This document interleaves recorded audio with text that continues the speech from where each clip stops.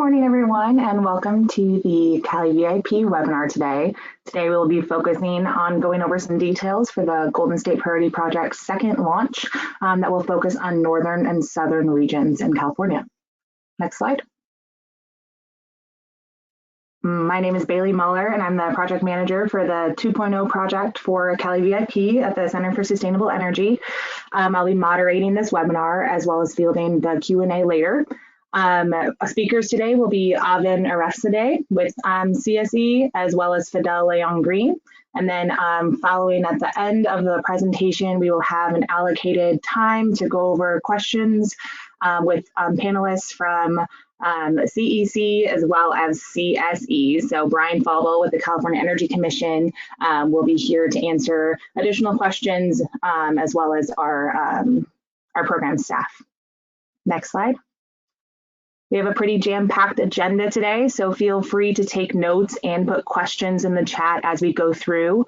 But today we will be going over the goals of CALeVIP and 2.0 project priorities, the Northern and Southern region, which is the eligible regions for this specific upcoming project, and funding, applicant and site eligibility, readiness, tiering requirements that have been updated from the previous project, equipment requirements, network provider requirements, application timelines, application resources, and then finally that Q&A session. And like I mentioned, we do have a good amount of time for that Q&A, so please do not be shy to list your questions out, and we will make sure we get to them all as we can. As some housekeeping for the webinar, before we get started, participants can submit questions in that chat box, like I mentioned, at any time during the presentation, and we will be fielding them all at the end. We will be conducting various polls throughout the presentation, and so we do ask when is prompted on the screen that you do respond and include any additional feedback in the chat box for us that's relevant, but we will be putting those polls throughout and then showcasing the answers so you can see where you're at in the process comparatively to peers, etc. But as we have a record amount of registrants for this webinar today, there is a good amount of high traffic and we can't control all technical difficulties. So if you do unfortunately have a technical difficulty, we will be recording this. We do apologize for any delays or compromised presentation quality, but we will be posting all the slides and recording online on our website after we conclude.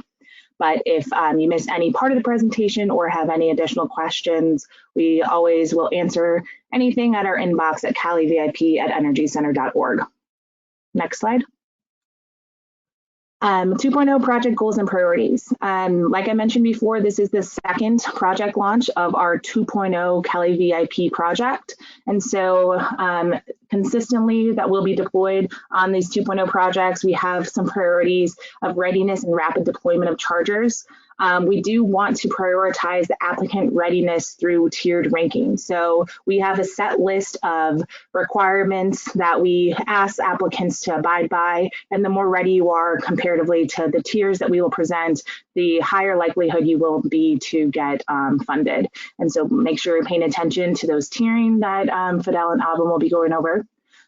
We release a bunch of tools to help assist applicants with project management, including technical assistance and resources.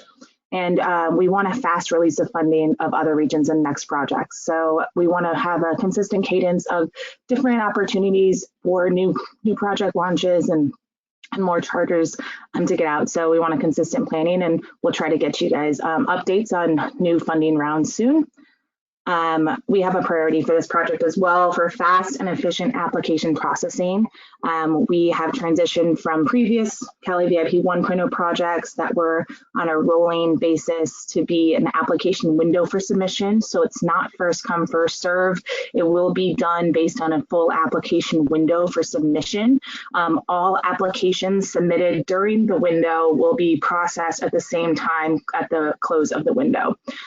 So it is all based upon the readiness of your application. So there's no need to run in and submit the minute we open in September. Please take your time to make sure that your application is as ready as possible so you have the best likelihood of getting funded. We are trying to increase automation within our processing and applicant communication to make it more streamlined and easier for both parties. And we will give notice of award within 1 month after application window. So everyone is very clear on what their status is, and we can all move forward with getting these charges in the ground. Our main goal of this project is equitable distribution of chargers. We are really focusing on equitable geographic distribution of chargers. So we are having different partners and different focus of marketing and outreach to try to increase and close gaps of just different charging gaps across the eligible regions that we have within the project launches. And so we do have a 50% disadvantaged community and low income community requirement for this project as a whole. And so for this specific project launch, we have 100% of sites must be within a disadvantaged or low income community, which we will go over more details in a few slides from this, but we do want to prioritize this high power DC fast charger deployment with that balance across the state to make sure there is that fair and equitable distribution of EV charging for communities across the state as a whole. So next slide. To help us do that, we have some equity and outreach partners that we have on this project. CCAC, the Central California Asthma Collaborative, as well as Grid Alternatives are helping us do some of that more targeted outreach in the regions. CCAC for this project will be focusing on the northern regions. And so if you have any questions or you're part of the northern region, please reach out to CCAC. They are there to help go through and help you guide and navigate the application process and citing, and they have tools accessible for them for that. And then for the southern region, Grid Alternatives is there to be able to provide those same services. And so you can check our website for some contact information, but we do encourage you guys to use them. They are resources on the ground to answer any questions and help navigate siting and all that. Next slide. And so here I will pass it over to Fidel Leon Green, and he will start going over some of the application requirements. Fidel? Thanks, Bailey. As Bailey mentioned, the Golden State Priority Project is a high-speed DC fast charger only project and is generally aligned with the equipment requirements established for the NEVI program. This means that each site must support a minimum of 4 charging ports, each one capable of a minimum guaranteed output of 150 kilowatts. Funds available through the Golden State Priority Project can only go towards sites that are installing eligible equipment and using eligible network providers. These are listed on the eligible equipment page of the website, and rebates would go for a maximum of 20 charging ports per site. The Golden State Priority Project is only available to sites within disadvantaged and low-income community census tracts, and these are designated within the California Climate Investments Priority Populations Map. However, do note that areas denoted as low-income households eligible are not eligible for the Golden State Priority Project because residential sites are not eligible site types. Lastly, rebate payments through the Golden State Priority Project can cover 50% of an eligible project's total approved costs, and this is up to the established rebate caps per charging port listed at the bottom of the slide here. The latest funding round of the Golden State Priority Project will target the northern and southern regions of the project, identified here on the map and by county. Each region will have $19 million in rebate funding available. However, any unused funds from the previous funding round will be proportionally added to each region before application selection occurs. The application window for this funding round will open September 13th and will remain open until November 17th. For all information regarding this funding round of the Golden State Priority Project, including all information presented here today, please check out the webpage for the project. To apply for rebates under the Golden State Priority Project, all applicants must submit a site verification form. This form serves to certify that the applicant organization is the owner of the installation site being applied or is an authorized agent of the site owner. In addition, All applicants must be a business, sole proprietor, nonprofit organization, a California Native American tribe, or a public or government entity based in California. During the application submission process, applicants will also attest that any threatened or actual legal action against them will not put the project in jeopardy in any way.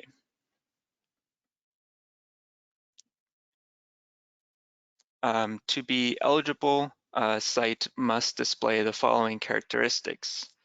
Each site must be well lit, secure, and in compliance with all applicable federal, state, and municipal laws, ordinances, rules, codes, standards, and regulations. Additionally, the charging station must be publicly available 24 hours a day, 365 days a year. However, for sites that are standalone parking lots or parking garages, the public accessibility requirement is reduced to 18 hours a day, 7 days a week, excluding holidays. Additionally, for a site to be eligible, its primary use must fall under one of these categories. By and large, these are the same as the previous funding round. However, a few exceptions include the addition of the charging hub site, which is defined as an existing paved site for which the primary purpose is to provide battery recharging services to electric vehicles, as well as a few modifications to the hospitals and hotels definitions, which are designed to help expand eligibility for these site uses. To see the list of definitions for eligible site uses, please visit the webpage linked here at the bottom of the slide. Lastly, for a site to be eligible, the installation must occur at an existing structure or facility and have either negligible or no expansion of existing or former use. Any expansion, significant expansion of existing or former use must happen as a separate project before or after the installation of EV chargers. For example, an installation that proposes adding bathrooms and EV chargers to an existing parking lot is eligible as long as the bathrooms are added as a separate project before or after the installation of EV chargers. Any sites with new development must already have this development completed before the installation of the EV chargers.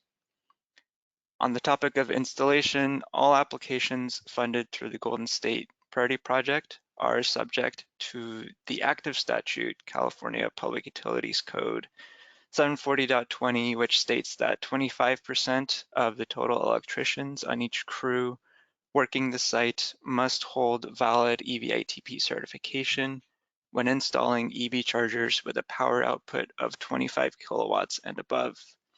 So please keep that in mind as you begin planning for your installations, since you will have to submit a signed EVITP requirements affidavit where you will be required to provide evidence of adherence to this requirement.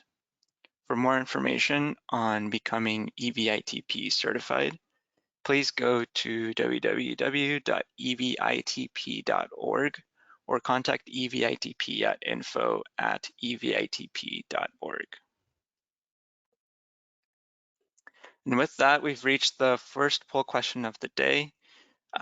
We'd like for you to tell us, when are EVITP certified electricians required for GSPP projects?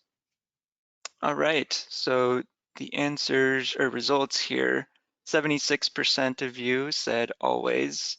A few of you, 13% said when 25% of electricians will be installing EV chargers. And then 5 and 6% the other two answers. The correct answer here is D, always. EVITP certified electricians are always required for installations funded through the Golden State Priority Project. On to our second poll question of the day. Now we'd like to know if any of you have had issues finding or hiring EVITP certified electricians. Please select the answer choice that reflects the region where you've had the most issues, or select E if this has never been an issue for you.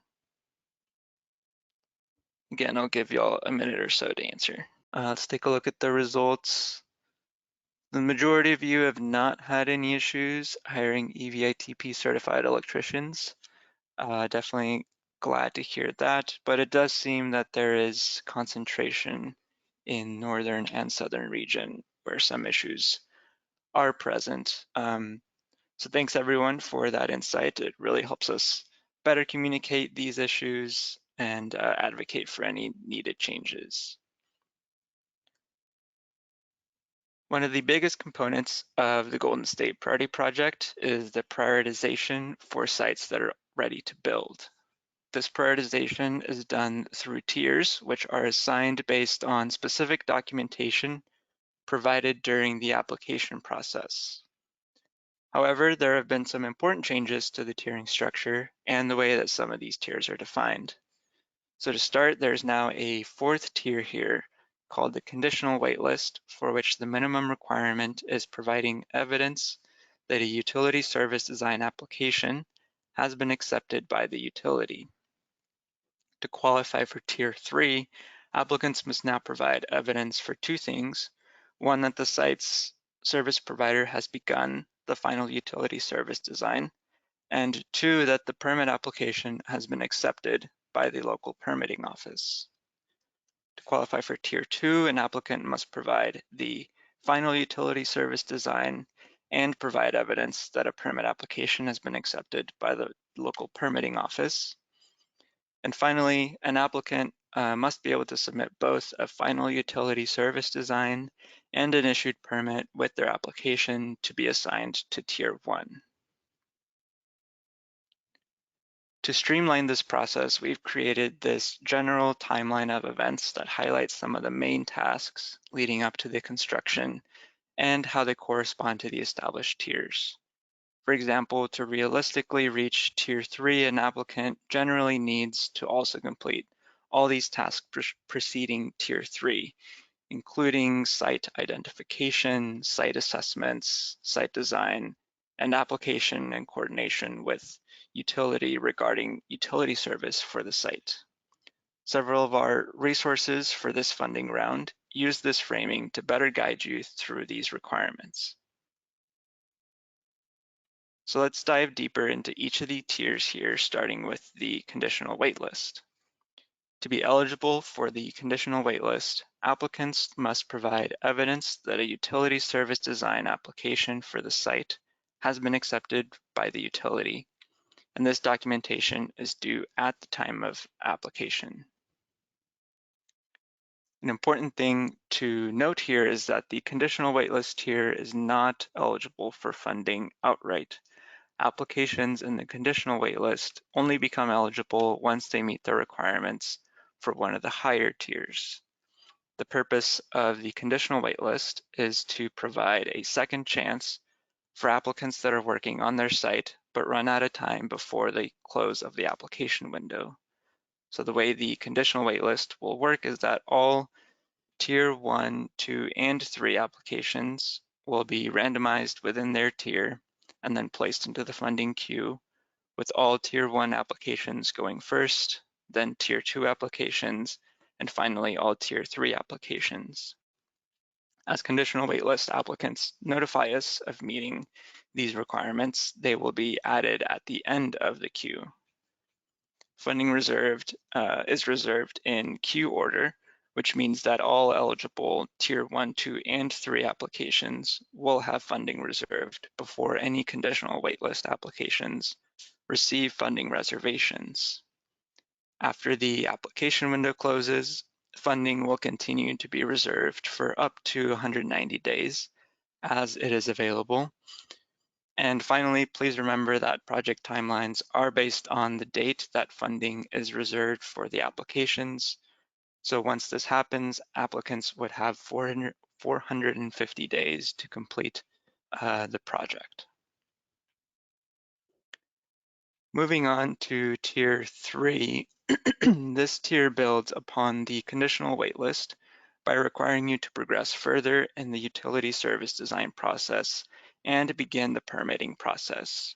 So to be eligible for Tier 3, applicants must provide evidence that all documentation has been submitted to the utility service provider for the utility to begin work on the final utility design, as well as evidence that a permit application has been accepted by the local permitting office. So what do we mean by this final utility design in progress? Well, as I mentioned, this is typically a stage within the utility service design process that occurs well after the initial application. However, this exact stage does vary by utility, so we'll be putting out some additional resource guide very soon with some examples, and will continue to be available to help you determine what the right documentation is for your utility. Generally, though, we're looking at the point where an applicant provides the final documentation to the utility to begin its final design. So for example, in PG&E's case, once the planning review for a site is completed, the applicant is prompted to provide a list of documents before PG&E can move forward with the final utility service design. So we'll need to receive some form of official documentation or communication corroborating the achievement of this checkpoint. Next is Tier 2. So for Tier 2, we ask you to build on Tier 3 by obtaining the final utility service design and continue coordinating with the permitting office in preparation for Tier 1. So to be eligible for Tier 2, applicants will need to provide, at the time of application, the final utility service design provided to them by the utility, as well as evidence that a permit application has been accepted by the local permitting office. And finally, qualifying for Tier 1 also requires you to provide the final utility service design. However, you will also have to provide with it an issued permit for the installation. These documents are due at the time of application. After obtaining your permit, we do encourage you to order your equipment if you haven't already done so, and get ready for construction. However, do please remember that mobilization for construction cannot have started before the close of the application window, which is November 17th. So please keep that in mind to maintain eligibility for construction. Here's a summary of the documents you will need to provide at the time of application. So first is the site verification form linked here on this slide.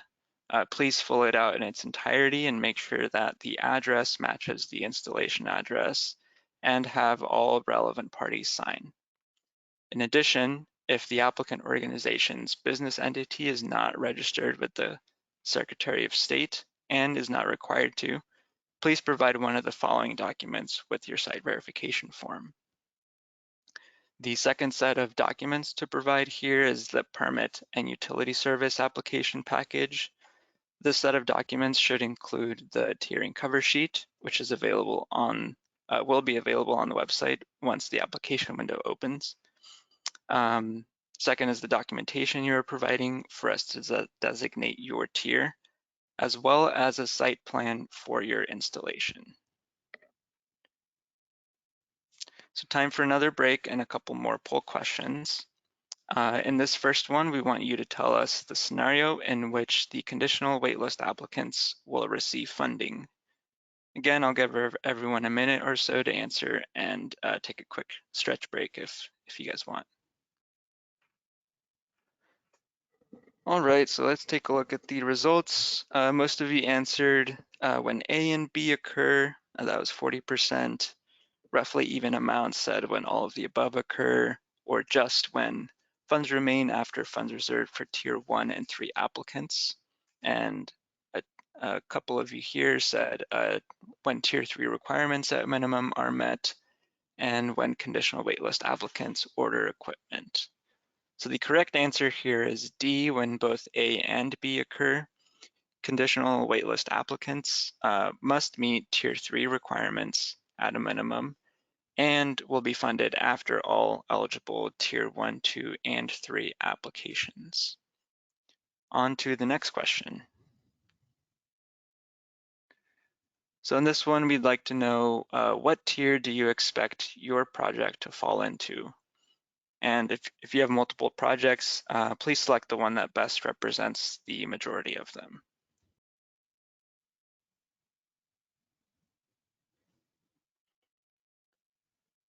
Okay, it looks like we have a fairly even spread. The majority think conditional wait list is the tier they will reach, and followed by tier 1 and tier 3 pretty closely, and then minority fall within tier 2. Thanks again for sharing this with us. And with that, I'm going to pass it off to Avin to talk about additional program requirements. Avin? Thank you, Fadal. We will be going over some of the technical requirements now, starting with equipment. Most of the requirements here should be pretty familiar with the addition of ISO 15118, but we will go over all the requirements again as a review. To qualify for GSPP, equipment needs to be new equipment, use combined charging system connectors and/or CCS adapters, be networked via Wi-Fi, Ethernet, or cellular connection, be capable of at least a 150 kilowatt guaranteed power output at each charging port connector, and we will go more in depth in what we mean when we say charging port connector on the next slide. Equipment must be capable of using an implementation of the Open Charge Point Protocol version 1.6 or later, and the product spec sheet needs to clearly call this out. Our new requirement is that equipment needs to be ISO 15118 hardware ready, and again, the product specifications need to clearly call out this feature. Equipment needs to also not require a subscription or membership to dispense energy. If payment is required, the charger must comply with all relevant laws and regulations pertaining to payment accessibility. Equipment needs to be certified by a national recognized testing laboratory to either UL 2202 or 9741 for bidirectional chargers. And lastly, equipment needs to be registered on the eligible equipment webpage as eligible for GSPP. And to list a charger as eligible equipment, manufacturers must submit a completed online equipment form to CSE through the EV charging eligibility portal linked here. We also wanted to briefly discuss charging port definition. Charging port was previously called active connector, but it was changed to align with federal definitions. And it is defined as the number of DCFC connectors that can supply the rebated guaranteed output simultaneously. So we have a little table to demonstrate this a bit further. Here we have charger model A and charger model B. Model A has simultaneous charging available, while Model B does not. Model A has a total power output of 300 kilowatts, while Model B has a total power output of 150 kilowatts. Both Model A and Model B have 2 total connectors. However, since Model A has simultaneous charging available and can charge through both connectors at the same time, it is classified as having 2 charging ports. Meanwhile, Model B can only charge through 1 connector at a time and therefore only has 1 charging port. In this scenario, both Model A and Model B have a power output of 150 kilowatts per charging port, which meets our minimum requirements. Yay. We also have a small visual below it where you can see that charger A's total power output of 300 kilowatt flows into 2 connectors simultaneously and can charge 2 EVs at the same time. Because Model B only has 1 charging port, when one EV is receiving 150 kilowatts, the other EV will not be charging.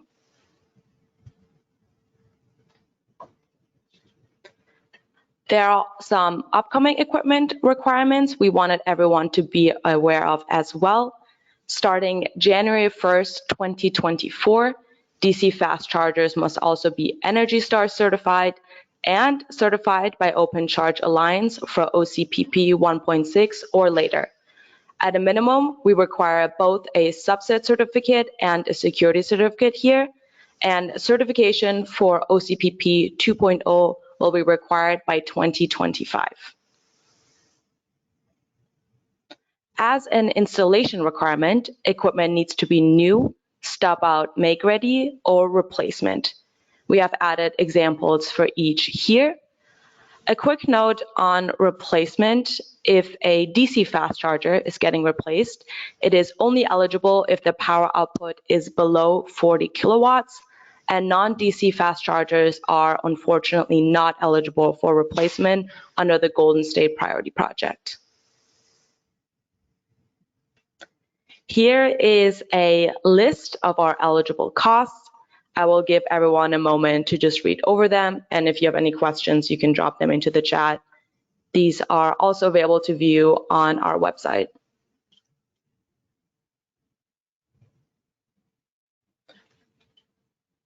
Okay, I think that was a good moment. A note on eligible costs.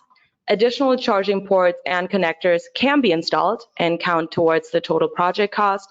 However, the maximum rebate amount is determined based on the number of charging ports that meet eligibility. For instance, you can install 4 CCS charging ports and 2 NACS connectors and count it all towards the total cost. However, the maximum rebate amount is determined by the 4 CCS charging ports only. There are also some costs that are deemed ineligible, which include any cost incurred prior to 6/16/2023, which is the project announcement date, any project costs offset by other rebate programs or projects, permits required by the local authority having jurisdiction, standalone solar panels, cost associated with developing an unpaved site, costs associated with constructions of new buildings or structures. And while costs are eligible starting 6/16/2023, just as a reminder, as mentioned previously, construction cannot have started prior to the close of the application window, which is November 17th of this year.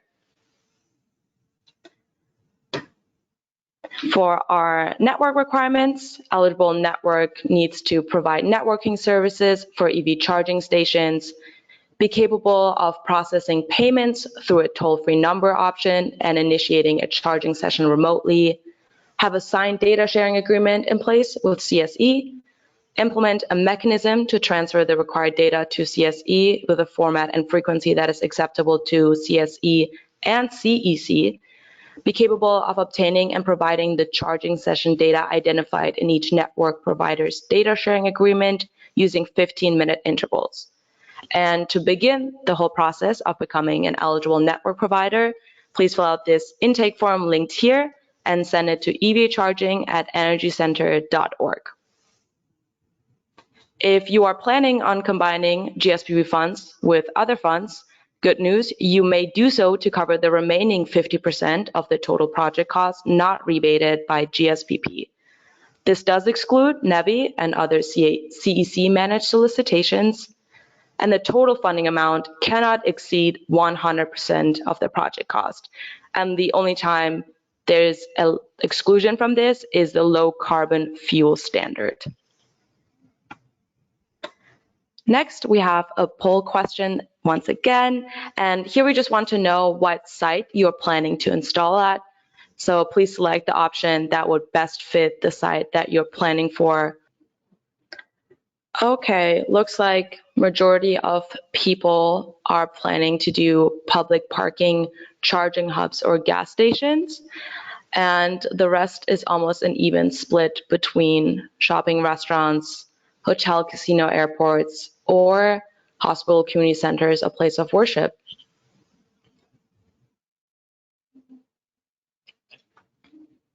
Here is an overview of the application process timeline.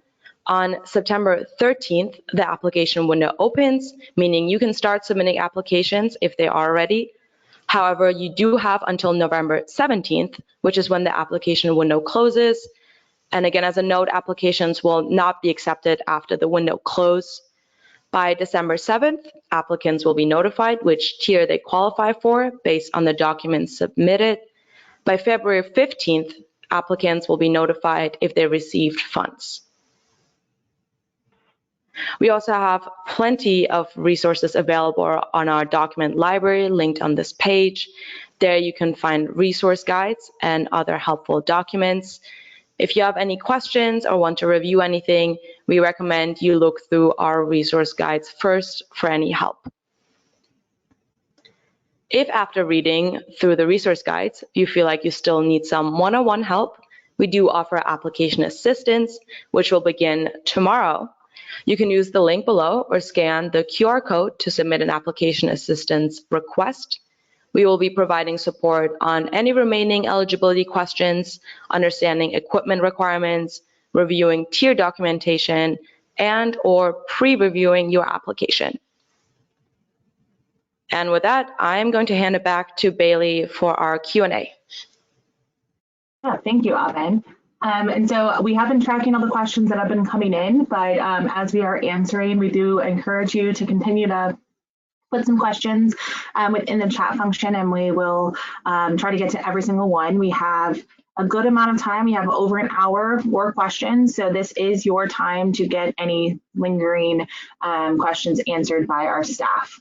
And so first question for Fidel, will we be able to save applications in draft form? And will we be able to load data and come back to attach documents later?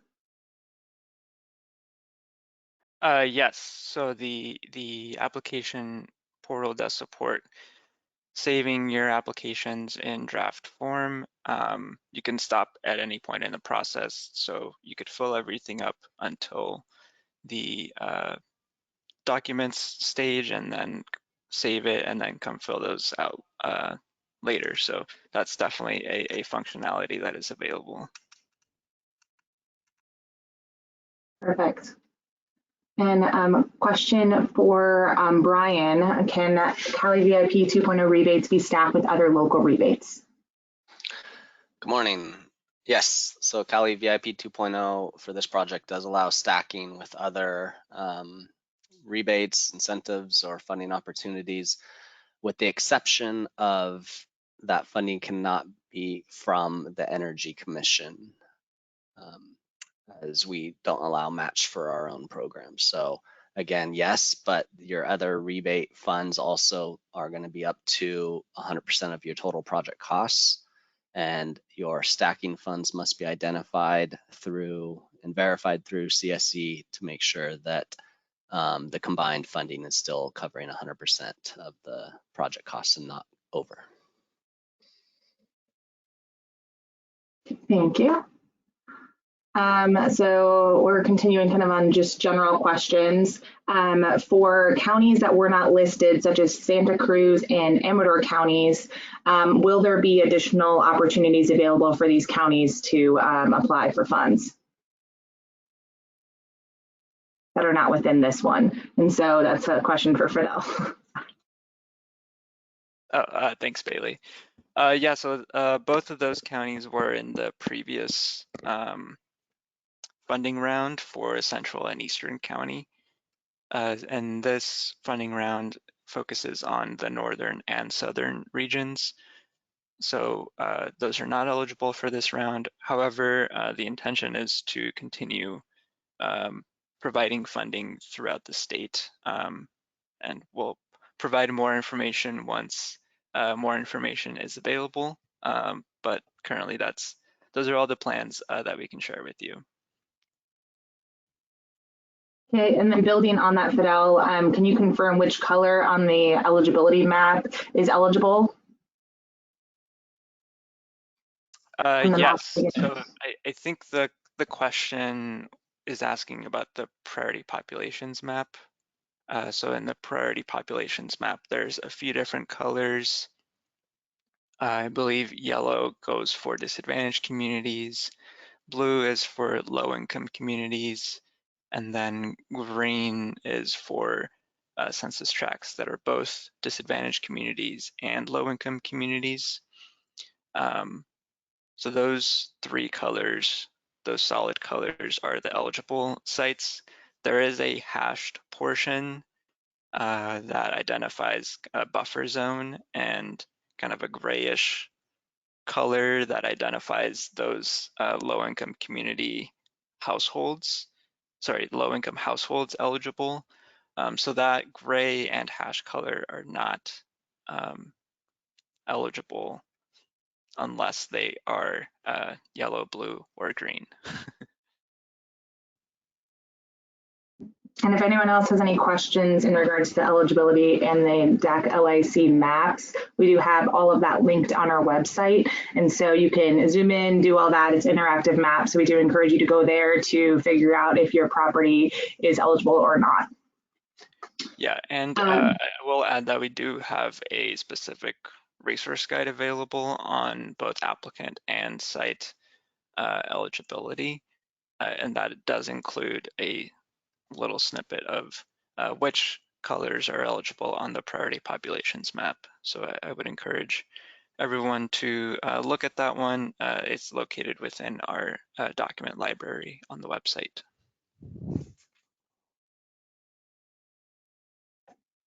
So question for Brian, is this program intended solely to support fast charging for light duty vehicles, or can public heavy duty vehicles charging qualify as well? Sure. Yeah, so thanks for the question. So the intent is light duty vehicles. Our funding for CALeVIP comes from allocation from the Energy Commission's investment plan for light duty fueling infrastructure. Now, that is not to say if there's a co-benefit that medium duty and light duty or heavy duty can use these chargers as well, that can't happen. So we do allow that. For example, if you install this at a gas station that has pull-through spots and light duty has access as well as heavy duty, medium duty, that is fine. But you cannot install these chargers restricting access to any vehicles. So again, this can't be like in a gas station that is solely in the medium duty, heavy duty, freight center, and then you have your light duty on the other side. So as long as light duty still has access and the others can co-benefit from it, that is allowed. Perfect. And then a follow-up question, Brian, for that. Is GSPP intentionally looking for projects that do not meet NEVI requirements? For example, 1 mile from corridor? No, it's not intentionally doing that. Again, you can see most of these requirements are aligning with NEVI on the 4 chargers, 150 kW, etc. The distance locations are not a requirement here for CALeVIP. What we are trying to do is still have CALeVIP sites be open to things that are not eligible for NEVI, but if we do get some sites that are within 1 mile on one of our corridors, that just helps us with NEVI down the road. But the intent was never to say that these are strictly non-NEVI sites. And then there was a question in regard to where can we get this presentation slide deck. This will be sent out to all registrants and posted within the CEC docket. The video and webpage, the video will be also posted on the webpage and on YouTube. And so you guys can share it with any other colleagues that are interested in this information, but it will be posted very soon and we will notify everyone that was registered. Question for Fidel, for the application, how many extensions is an applicant eligible to get for this project? Yeah, so this is dictated by our extension policy available on the website. Currently, that extension policy does state 2 separate extensions to your application expiration date. So that's that 450-day deadline.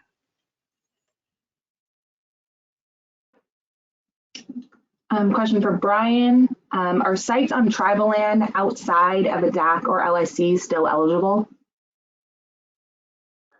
So with the new version of the priority populations map and updated CalEnviro Screen 4.0, etc., tribal land is included within the disadvantaged community definitions and is actually designated and shown on that map. So anything that is not highlighted as DAC or LIC on that map or identified will not be eligible for this project, but tribal is included now within DAC. For Fidel, are school districts or any K through 12 schools eligible for this project? Unfortunately, those are not eligible site uses. I believe the only education-related site uses are university and college site uses. However, to the extent that they might be located within a business district, that might be something that would be considered. So I encourage you to take advantage of application assistance and follow up with us so we can better review your site and give you that determination. Yeah, and I'll just add that, yes, while K through 12 schools are not eligible for CALeVIP 2.0, Communities in Charge is our sister program for incentives statewide, and K through 12, Communities in Charge does level 2 only, and they do have K through 12 schools as eligible. So their website is just the communitiesinCharge.org, and recommend you visit that for more information. And speaking of community in charge, there are a couple level 2 questions that Brian, I'll pass along to you here. So for level 2 chargers, is there any additional funding sources to help pay for site prep of trenching and paving for van accessible spaces? And can this be used as doubling, as this can be used to double the cost of a project typically? So there's probably some other sources outside of the Energy Commission that may offer those. You want to just check with your air districts, counties, local govs, etc. On those. But at the Energy Commission, we typically fund full installations and not make ready. So those just solely doing the trenching or compliance, we typically do not fund solely that, while it would require the installation of a charger. So those costs you mentioned are eligible costs in our projects, but again, must be accompanied by installation of physical chargers. And then following up on just citing eligibility, Brian, can you cover again the details of new development sites not being eligible and what minimum site requirements are there before chargers can be installed? Sure. So we have the requirement pretty much saying that there must be an existing business, that with the exception of, charging hubs, chargers are typically an accessory to an existing facility or business. And so that is the requirement, that, you must not be building something new, then also accompanying it with chargers. We are exploring some possibilities to adjusting that in the future. But again, we are kind of tied with what we seeked and got approval for at the Energy Commission business meeting years ago on defining what project types would look like. And new construction was not included in that initial approval. So we're exploring options for that in the future.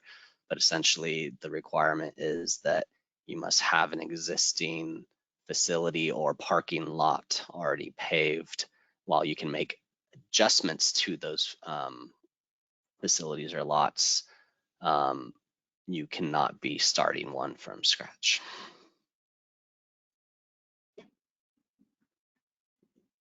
And then for Fidel, can you confirm the max and min number of rebates?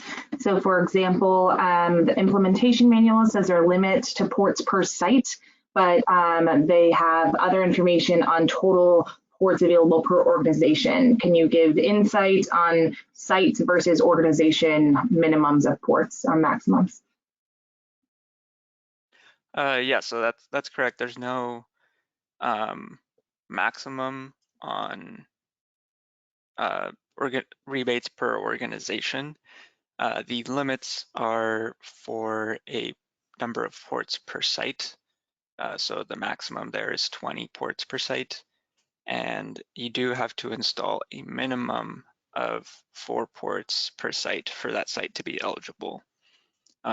Obviously, if you install more than the 20, we're not going to deny your site, but we would only provide rebates, the maximum rebate cap based on that 20 port count.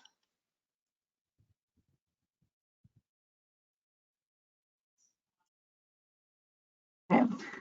Is there any advantage to submitting, this one can be for Fidel as well, is there any advantage to submitting an application earlier in the application window, or will all three tiering applications be treated equally whether they were submitted early in the application window or later? Yes, so all applications submitted during the application window are treated equally. There is no first come, first serve element to the selection of applications. So the way it works is we will select all tier 1 applications first, then tier 2, and then tier 3, given that they meet eligibility requirements. And within each tier, the applications will be added to the queue in a randomized order. So there is no benefit to being first or to being last. All applications will be considered the same. Yeah, and I'll just add that, again, this application window is more trying to serve a benefit for you, the applicants. What lesson learned we had in 1.0 was, everyone was rushing to submit the applications as quickly as possible, either had errors, etc., which then took more time for CSE staff to correct, validate, etc., which just slowed down processing for the whole program. So we want to give applicants time to fill it out, make sure everything's correct, verify, get technical assistance, etc. And that in turn will have processing be much faster. Everybody gets a determination of their outcome much sooner, and you're not on the hold, figuring out, am I eligible or did I get funded, etc. So again, we're just trying to make a benefit for applicants here.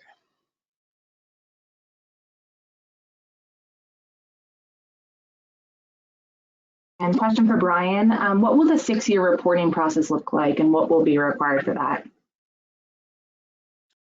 So I'll say the 6-year requirement from CALeVIP is on the utilization data. And the application, when submitted, has terms in there that says you are agreeing to give CSE or project partners, the Energy Commission, etc., the right to go through your network provider and just request the pre-identified networking utilization data. So again, that is identified online, but we're making it this way so that there is no interaction needed between applicants going to the network, getting the data, sending it to this CSE. That's all going to be streamlined and auto done. So you won't have to worry about collecting the utilization data and submitting it periodically to CSE.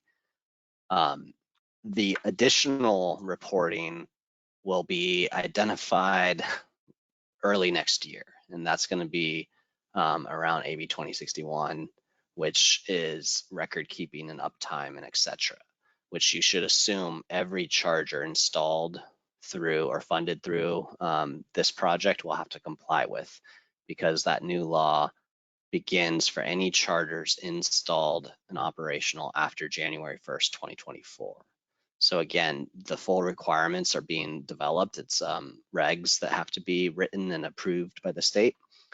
So I would just keep monitoring that. But once those are finalized, the CALeVIP website will update that information. There'll probably be emails, etc., about what is going to be fully required with the new law.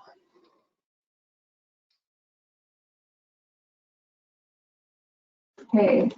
Sorry, we're getting so many questions in, so I'm organizing my thoughts here. For CALeVIP labeling, is it still required, and how and when will we receive labels for equipment?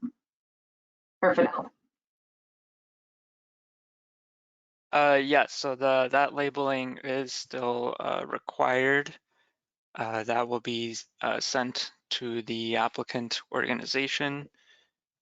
before energization of that site completes, so that you can submit that image to us as part of your final documentation before payment. Perfect. And for Fidel as well, it's a scenario question. If my charger has 2 connectors and 2 ports having 2 shared charging of 100 kilowatt respectively with a max charging capacity of 200 kilowatt, is it not eligible for this program? No, so that sounds like a charger that would have 100 kilowatts of guaranteed output per charging port, which is below that minimum requirement of 150. So that specific model or configuration of that model would not be eligible. So if that model had a configuration where you could have a single port for that 200 kilowatts of charging capacity, that would be an eligible configuration of that model. But I encourage you to look at the eligible equipment list and select a model and configuration from there. And if you see one that's not on there, you're welcome to submit that for verification as well. But only those models and configurations on the eligible equipment list are selectable in the application. So definitely encourage you to pick one from that list.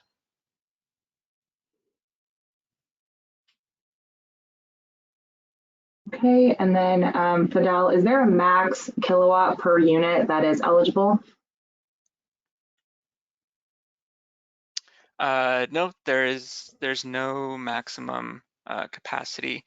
Obviously, there are 2 different rebate tiers for chargers with a guaranteed output of 150 to just under 275, and anything 275 and above qualifies for that higher rebate tier. And I just say that on your chargers, there are chargers that go a lot higher, but the connector may change. So make sure that whatever your charger is still using the CCS1 connector with that, since that is a requirement.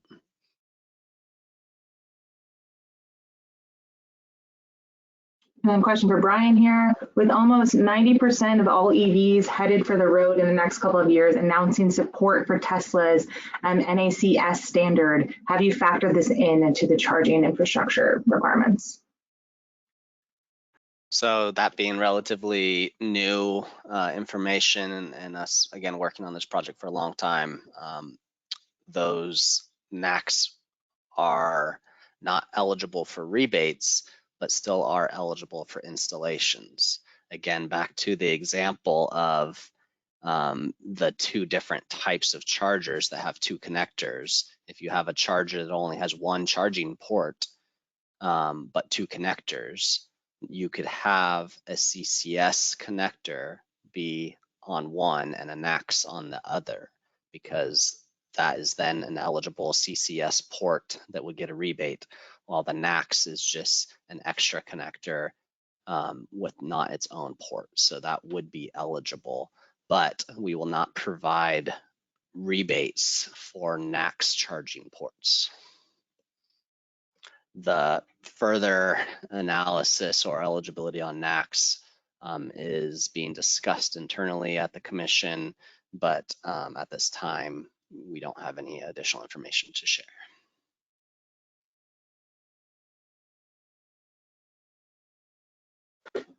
Okay, and then Fidel, can you elaborate on what it means that LCFS is excluded from the 100% rule?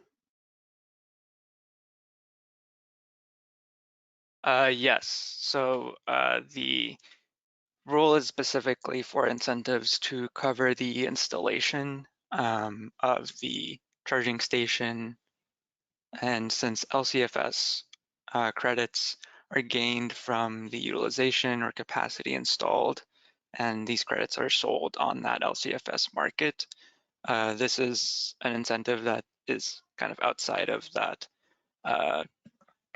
pot of incentive money that would cover the installation. So it would be one that could be used to generate some form of profit.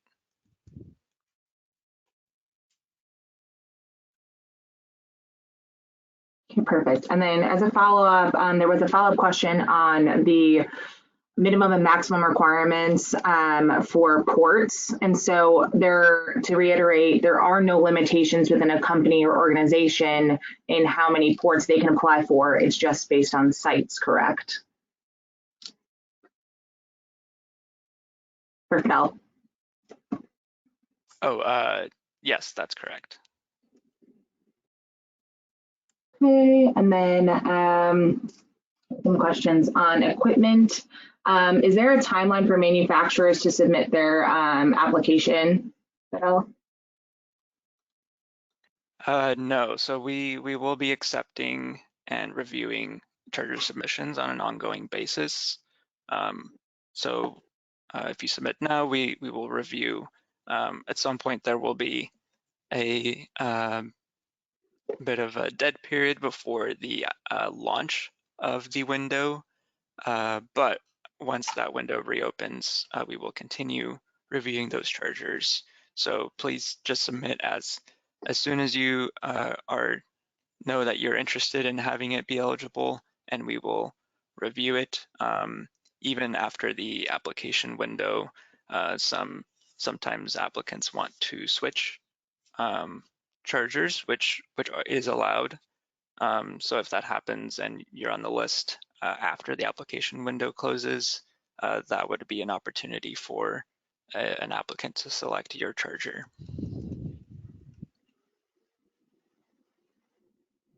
Perfect. And then for Brian, will chargers be required to comply with Build America and Buy America requirements?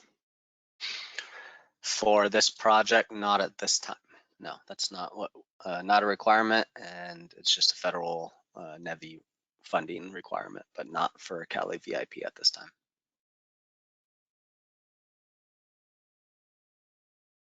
Okay, and another question for Brian here. As a company that provides turnkey solutions for charger installations, will they be able to apply on behalf of customers? And if the customer agrees, can they be assigned as the payee for the funding? So I'll handle half of it and then kick the rest to Fidel. But yes, project management companies, contractors, etc., can install on behalf of a site host or a site owner. Again, you will have to complete and have a signature on the site verification form from whoever owns that site or business as assigning a payee. I'll pass that to Fidel. Yeah, thanks, Brian. So the payment always goes to the applicant organization, and for payment, costs submitted for reimbursement are generally required to be incurred by that applicant organization. So to the extent that that is the business model that you are running and can substantiate that you are the organization that has incurred those costs, then yes, those payments could go to you while you are providing those services to your customer.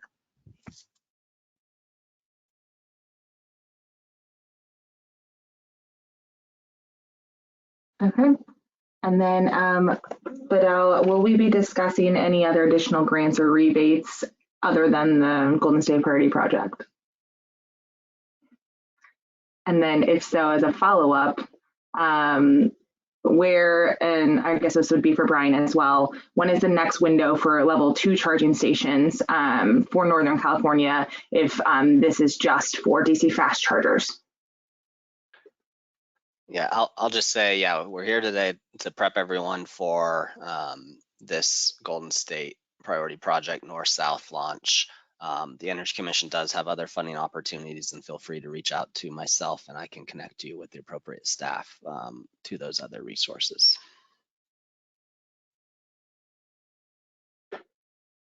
Okay. And then for Fidel, is the incentive payment completed in a single payment after all the milestones have been met and approved? And what is the timing of payment after final approval? Yes, so payment occurs in one lump sum payment at the very end of your project once you've submitted final documentation and that documentation has been approved. Payment typically occurs within 15 days of all of those documents being submitted and approved. So that's the general timeline you can expect.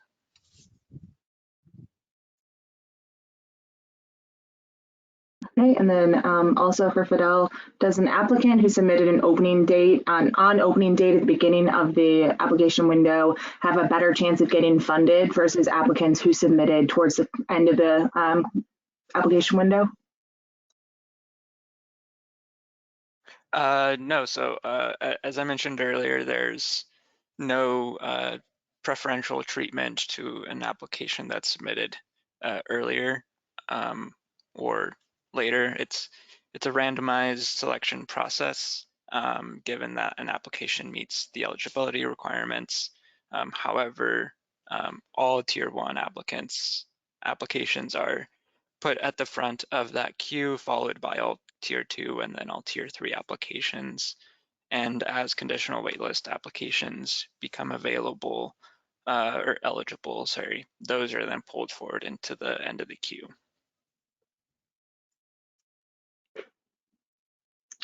Question for Brian. Are there rebate funds for maintenance and repair, or are these funds more for getting just sites established?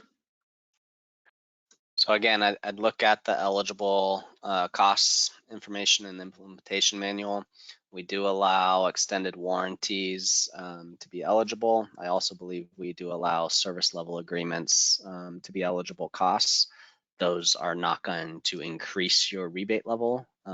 So again, most of the rebate is aimed to cover the cost of the installation, but if you wish to purchase those, and they can be included in your total project cost. And then Brian, if you have received CALeVIP funding with partnership with SCE, but construction has not started, can you apply for this funding as well? I'm sorry, I missed the first half of that. Yeah, if you've received funding, CALeVIP funding with SCE projects, but construction has not started, can you also apply for this project?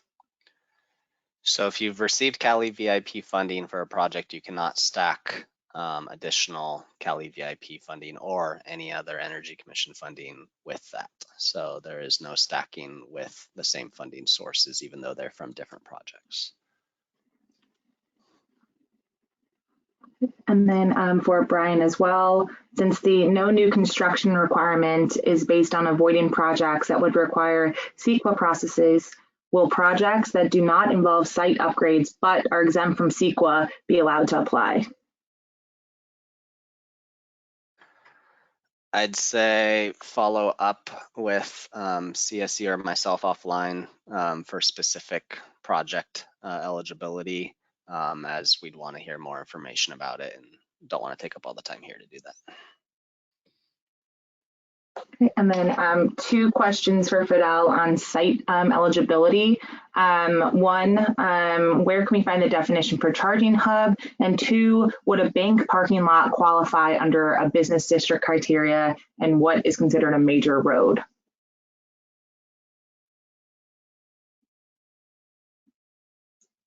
Yes. Sorry, repeat that first part again. So there's three parts. Okay. Where is the definition of a charging hub, bank parking lot qualification, and major road definition?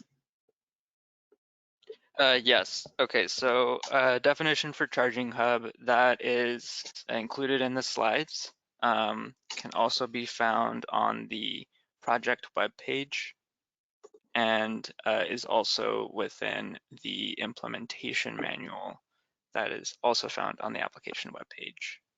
And the slides will be added to the CEC docket and sent out after the presentation. So there's various routes for you to obtain that definition for charging hubs. As far as banks, yes, if those are meeting the definition of business district location or site use, then yes, they would be eligible. And then the major road question, that is generally just a major thoroughfare, usually wider, more traffic than some of the ancillary roads that run through that area. It's not a one-size-fits-all definition because we are targeting a variety of communities, including very densely populated areas, as well as rural and more dispersed areas. So it is a bit more of a case-by-case designation, but generally it's a road with major thoroughfare, slightly larger and more volume than the other roads serving that area. And as a reiteration, if those on the call have not looked at our implementation manual on our website, it does go through these details more granularly and has definitions attached within the end of that. So any questions on definitions of terminology, that is listed within our implementation manual. So we do encourage you to download that and check that out. So question for Brian as well on the CALeVIP kind of, you've already received funding. If we have funds reserved for CALeVIP 1.0 for level 2 chargers, are we eligible to apply for CALeVIP 2.0 for DC fast chargers? Yes, you can, as long as it's in addition and it's not taking out what's previously been installed and funded. And it's still an eligible site type as well. Okay, and then Brian, can you please confirm the 40 kilowatt or below as the replaceable eligible equipment? Or Bell? Yeah, correct. We do allow replacements, but again, the fast charger must be 40 kilowatts or lower. And again, that's at the charger level. We may revisit this in the future as obviously we're funding higher projects or higher chargers, but the intent is, again, we previously just funded a whole bunch of 50 kWs or 100 kWs, and we want those to live through their, a useful life. So we don't want to replace things that we've already funded. Okay. And then is there any, Brian, for you to follow up with that, is there any plan to have a separate rebate program for chargers that do operate under 150 kilowatts? Not at this time. Again, we have multiple block grant rebate programs, and we also fund multiple solicitations yearly through the Energy Commission for other opportunities. So again, our block grants are not a cure-all. They are one cog in a much larger machine. So at this time, this is what we have, and solicitations are meant to fill the gaps.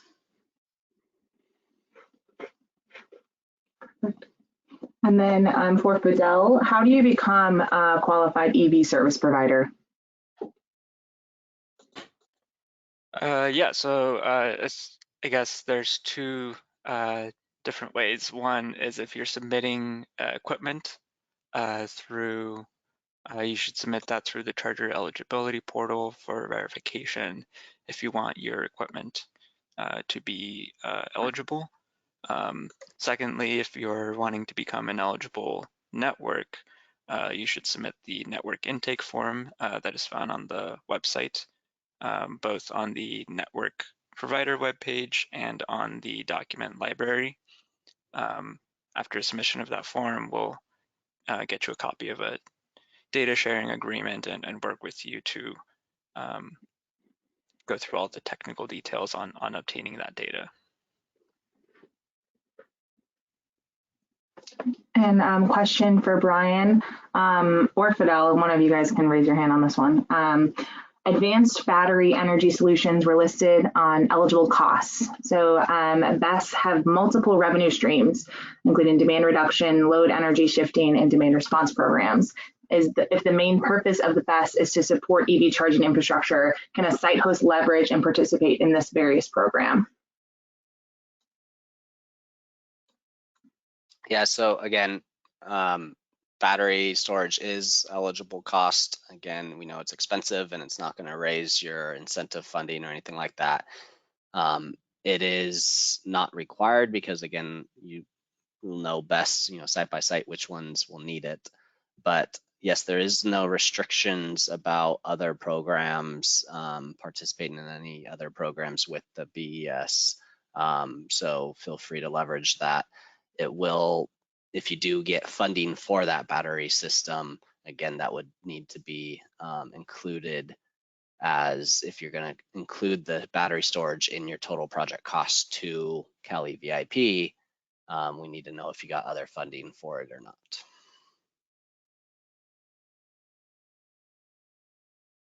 Yeah, and I would add that for that battery storage to count as an eligible cost within CALeVIP, it would have to be storage that directly supports the EV charging and not just general storage that is on the site.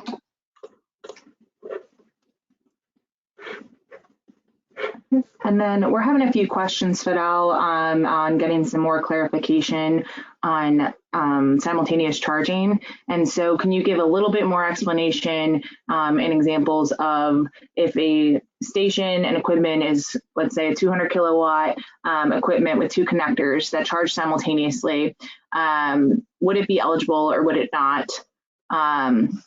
On the website, it says they must be capable of at least 150 kilowatt guaranteed power at each active connector. Can you just give a little bit more insight on the requirements of multiple charging ports and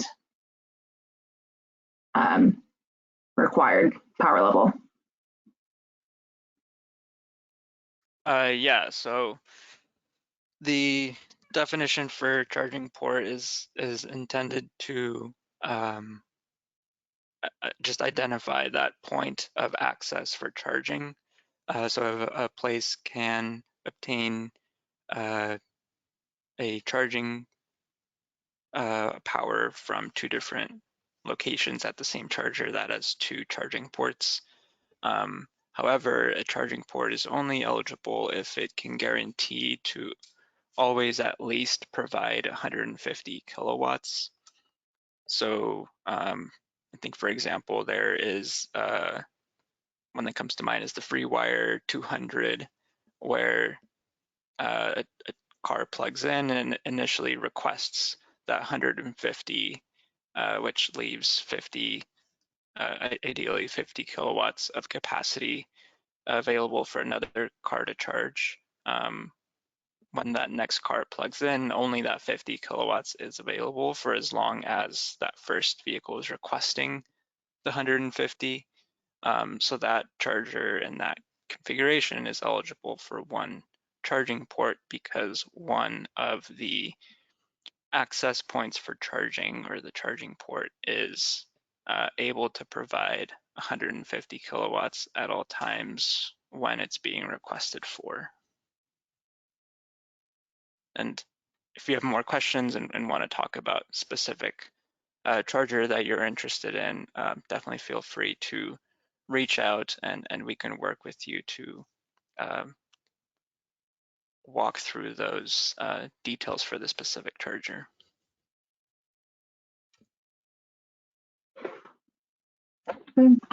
Brian, will funding be eligible for sites that currently have dummy chargers that are non-networked and replacing those chargers with eligible equipment, regardless of their current power level? So again, you need to review the implementation manual on eligibility for replacements, but I believe that would have to be a really old charger that is a dummy charger, for a fast charger.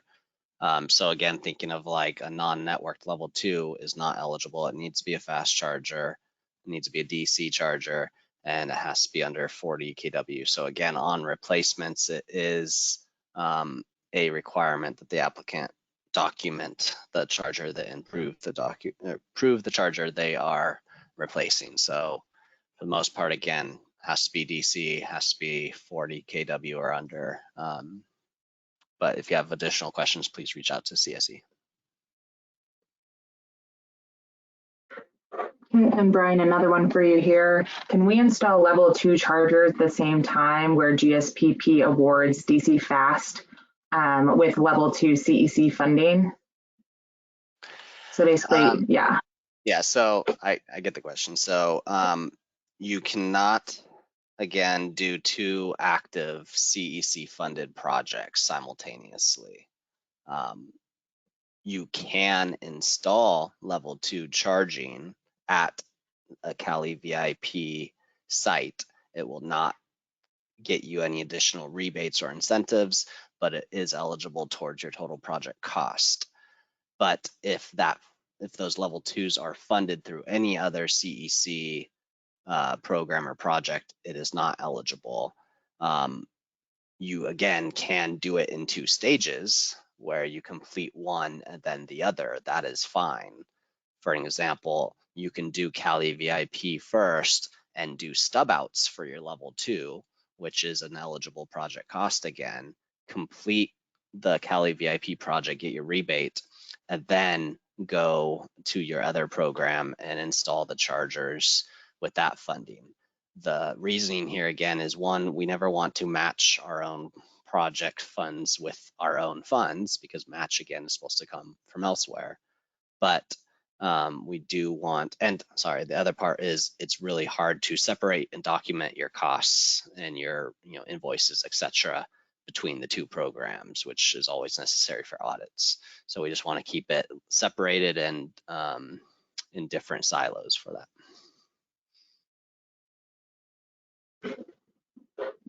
Okay, and for Fidel, would a private university in one of the DAC LAC zones qualify? Or does it have to be public?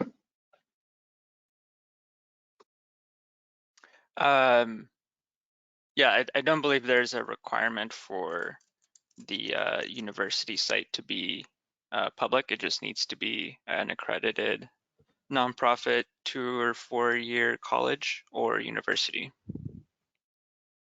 Yeah, just add on, since you said private, the only part I would add is that the chargers have to be accessible to anybody desiring to do so. So it can't be, student parking permit only or staff parking permit only or anything like that.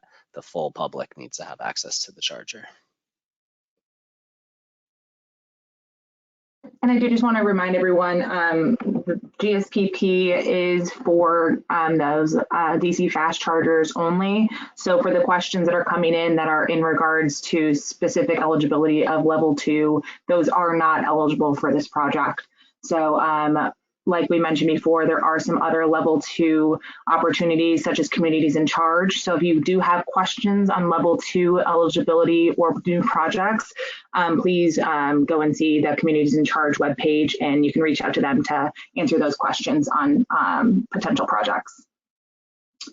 So for Brian as well, if you have CEC funding for a site that is not for charging vehicles and for a different project, can you still apply for CALeVIP for that same site? No, it's not. It's still, the match funding is not allocated to the use case of the project, but just the funding source. So again, the CEC typically has match requirements, and we don't want to mix CEC funding between programs. So it doesn't matter if it's for installing building upgrades for efficiency, and then you also want to do this, you need to have 2 separate projects that are not going at the same time. And then question for Fidel, how long does it take for a rebate to be processed? Yeah, so on the front end, in terms of initial eligibility verification, the goal is to provide these notifications within 1 month, but no later than February 15th. For the back end, in terms of payment processing, that goal is 15 days, including making sure your documentation is approved, and then processes for actually sending the payment either through check or through ACH. Okay, and then Fidel, can you also clarify, is there a deadline or cutoff date to have equipment listed and verified to be eligible for this round? Nope, we will continue accepting and verifying equipment as we receive it.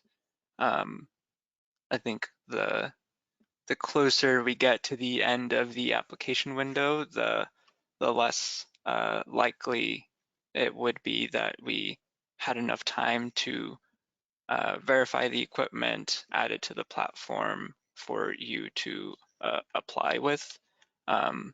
So do keep that in mind, and just submit the equipment as soon as you have that available. But again, that will be on an ongoing basis. And for Brian, regarding eligible equipment and the OCPP requirement, can you clarify the required documentations or where you should go to get more information on that? Sure. Yeah, the website again has our eligible equipment, has resources on the requirements, and we have pages under the resources as well for both Energy Star and OCPP certification, little one-pagers on how to do it. The certification entity for OCPP is the Open Charge Alliance, so you can visit their website for more information. But essentially, we are looking for the charger to have that initial certification through OCA, be listed on their product finder page as well. But if you have a certificate showing your compliance, you can send that to CSC in their verification process as well. Okay, and then Brian, can you, does the utility make ready program impact eligibility, specifically SCE Rule 29 participants? So again, we would say we need you, it does not exclude your eligibility, but you will have to document the costs separately. So best case scenario is to get the SCE program Make Ready completed, then apply for CALeVIP. Otherwise, your accounting, you just need to be really specific about what costs were incurred for which program and covered by, etc., as part of your invoicing process. And CSC probably can provide more information if you want to follow up with them. Yeah, and I would add that there's the like Charge Ready, Power Your Drive, EV Charge Network programs that are directly funding or providing rebates for the installation. And then there's the Rule 29 program that is a specific just change in tariffs for the utility. So the Rule 29 process is not excluded or affects your eligibility. And in fact, what I would encourage you to go through that process if that's relevant to you, so that you can get the utility support for that front of the meter infrastructure. But as Brian mentioned, you would have to demonstrate costs incurred by your organization to be able to obtain payment for those costs.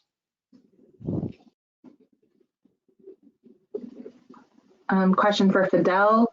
Have all equipment makes and models listed on your website self-attested to being ISO 15118 ready?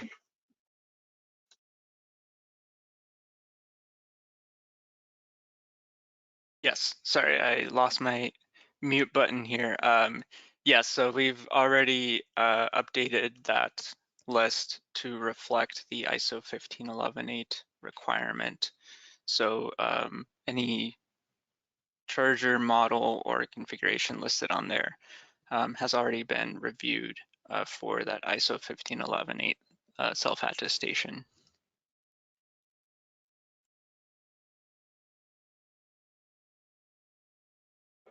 Okay, and then for Brian, will there be a process that evaluates the compliance requirement after the chargers are in operation for uptime?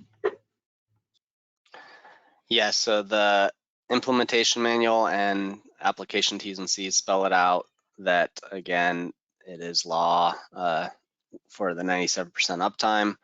So as part of that utilization data being collected, there is uptime data fields as well, and CSE will collect that. We will calculate it annually, but there are penalties for not meeting the requirement year by year. And so it does spell it out, but I believe it's 2% of the rebate per year that you are not in compliance through the 6 years. So if every year, hypothetically, you do not meet the 97% uptime, that would be 2% times 6 is a maximum of 12% of the issued final payment rebate would have to be returned. But that will have, more information is available in the implementation manual. And then Brian, another question, will the federal IRA ITC tax credit be allowed for EV charging? Yes. Again, that would be reported. You would report your actual costs again. So you would, in your taxes or et cetera filings, if your total project cost was $1 million and you got 500,000 from CALeVIP, you would show your total project cost as 500,000 to the feds, and then your rebate would likely be based on that. But definitely consult your accountants and lawyers on all of that, but make sure you're always reporting costs paid through other sources. And then one more for you, Brian. Are there additional rebates or funding thresholds available for generating EV charging power with solar? I'd say probably. We know there are other programs for the installation of solar, so those do exist. I don't know if there's different specialty ones for strictly servicing EV chargers, but as always, check out the federal programs. I believe there's usually air districts, counties, et cetera, but there should be other sources for solar production. Yeah.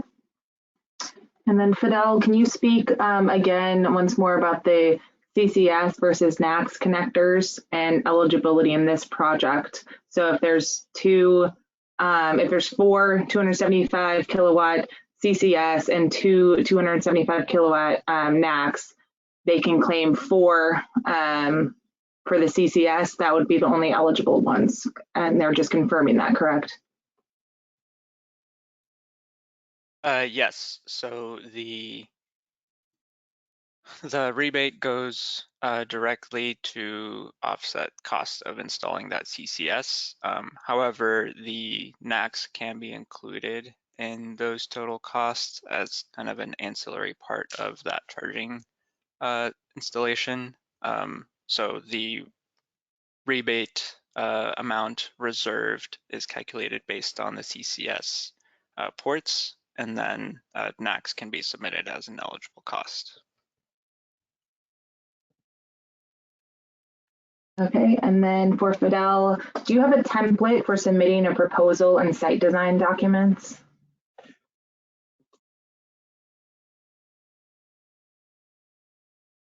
Sorry, proposal and site. site design documents, is there a template or guidance on an example of site design documents that need to be submitted with the application?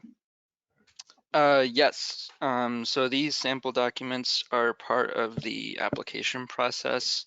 So when you are completing an application, there will be a sample document for each document you're supposed to provide. And those samples are located on that section of the application. Question for Brian. Do chargers, do they must have UL and ISO 15118 or just one or the other?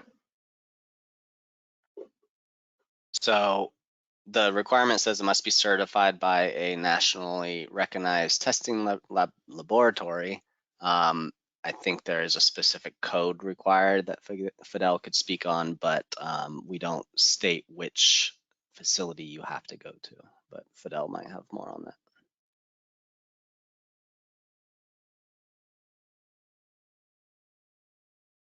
that. Yes, so that's those are two separate elements. The ISO 15118 is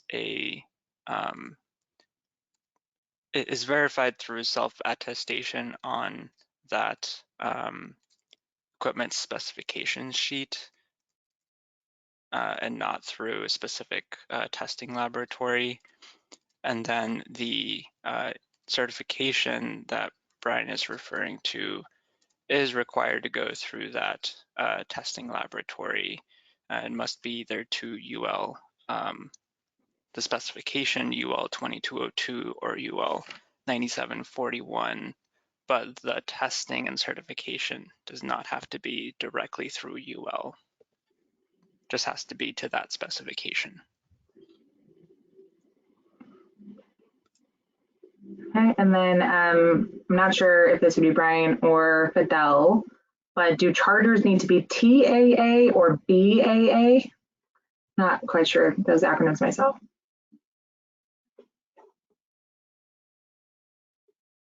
I also do not know what those are. Okay, if the person who asked that question, send a follow-up question with what those acronyms mean, and we will try to answer them, or send a follow-up email, and we will happily talk you through it. But moving on quickly, for Brian, if I miss being funded in this specific round, is there any funding anticipated in future rounds?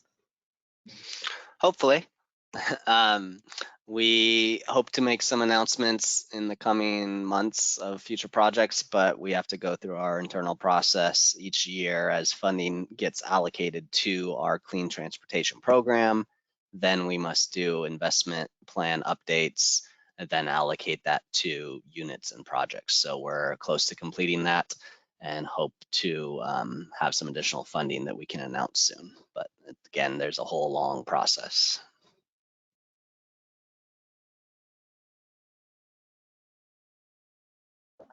Okay, here she came in with the question, Trade American Act or Buy American Act. So built in the US is BAA or one of the accepted countries for a TAA.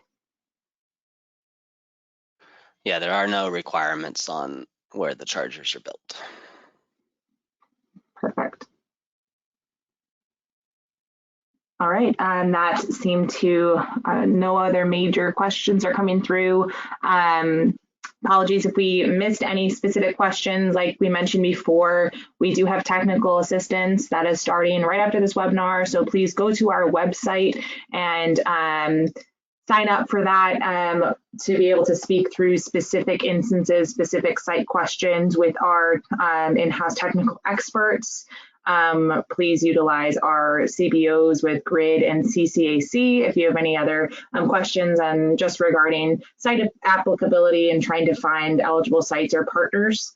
As we mentioned, our webinar will be posted on our website with these slides. You guys can download them and watch through this recorded webinar yourself. So please visit our GSPP Northern and Southern webpage. Please note that this is our second release of the Golden State Priority Project. Our first one was last year, and it covered the Central and Eastern. So if you are on the web page that says Eastern and Central, that one is not open right now. That one is already closed. And so please make sure you're trying to find the correct website that is eligible. On our website as well, we do have our implementation manual, which we have referenced many times. So we do encourage you guys to download that and go through to try to answer any other questions you have in regards to our project.